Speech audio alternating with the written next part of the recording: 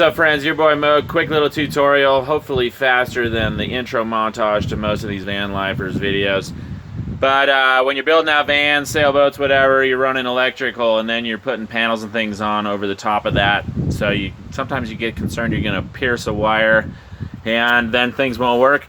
One great way to make sure all your electrical is going strong in the midst of the build and stay strong is just to run that puppy hot. A real easy way to set it up. I'm actually charging this battery right now. But all you gotta do, connect your ground and then connect a positive to that. I got a rat's nest of wiring back there. And you see I got a fuse there, 30 amp. I could have probably used a 15, but that's what I had around.